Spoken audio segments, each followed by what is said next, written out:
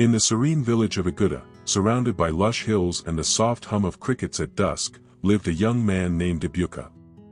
Tall and broad-shouldered with dark glistening skin, he was the image of physical perfection. His sculpted muscles and striking face made him the envy of many men and the subject of whispers among women. Yet, despite his charm and wealth from his successful yam farming, he remained unmarried at 28, a rarity in the village. Many women secretly admired him but were afraid. Rumors floated like dry leaves in the wind: a man with such a body must be a womanizer, he is too full of himself, and no woman can control such a man. These thoughts poisoned minds, and even when Odour approached a few women with good intentions, he was quickly turned down. Slowly, Odour began to believe he might live alone forever. Odour tried to ignore the comments and focus on his farm. He had built a spacious mud brick house with a compound large enough for children to play, but no woman wanted to share it with him. The village elders began to ask questions, his mother cried in secret, and matchmakers tried their best, only to return embarrassed and empty-handed. Each night, Odour would sit under the moonlight, shirtless from the day's work, and reflect.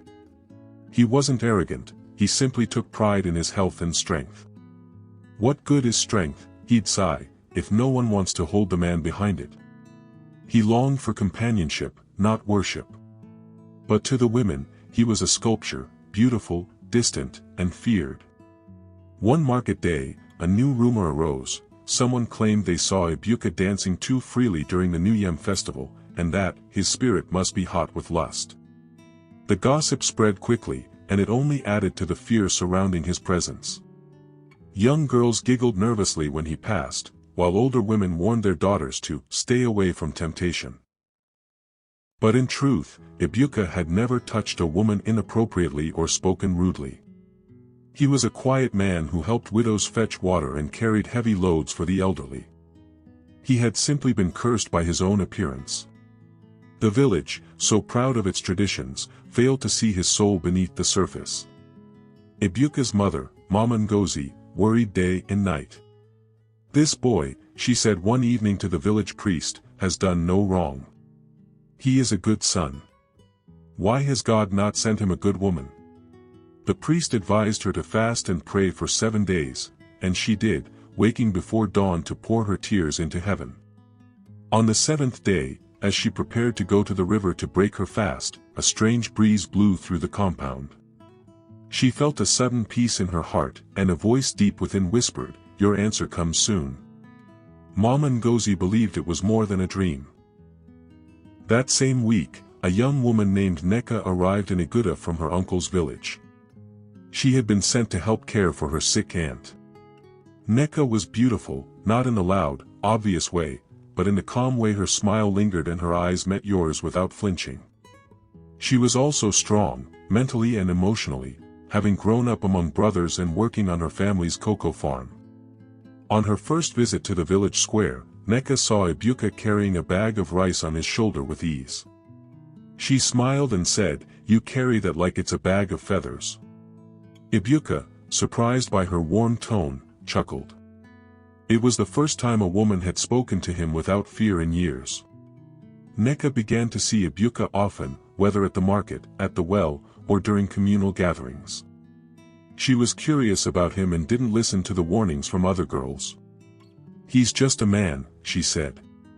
"You can't judge a book by how wide its cover opens."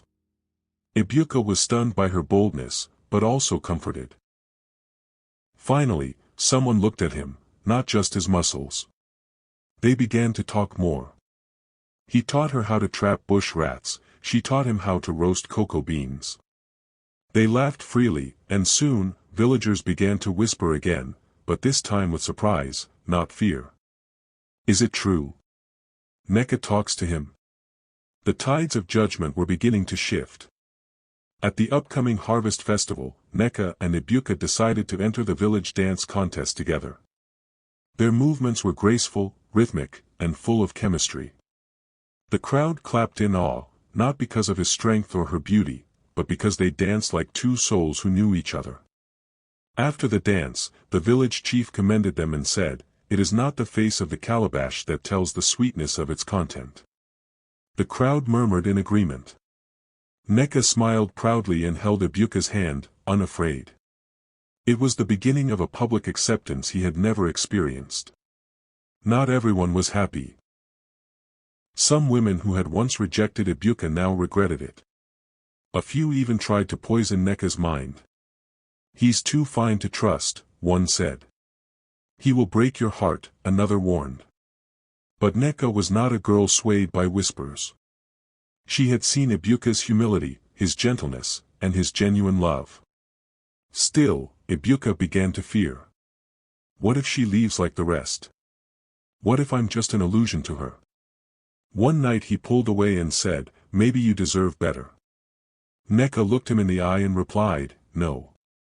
Maybe you deserve someone who isn't afraid to love you." One sunny morning, drums beat across Odour. Mama Ngozi wept with joy. Ebuka was getting married. The women who once judged him now sewed his agbada with reverence.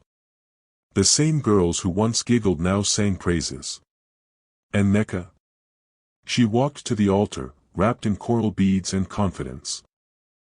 The ceremony was full of laughter, dance, and even apologies. One older woman whispered to Neka, "You saw what we were blind to.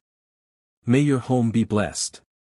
Ebuka's eyes brimmed with tears, not because he was marrying a beauty, but because he was finally seen. In the months that followed, Ebuka and Neka became the couple young lovers looked up to. They hosted marriage counseling meetings, taught respect and patience, and became living proof that strength is not to be feared but embraced with love.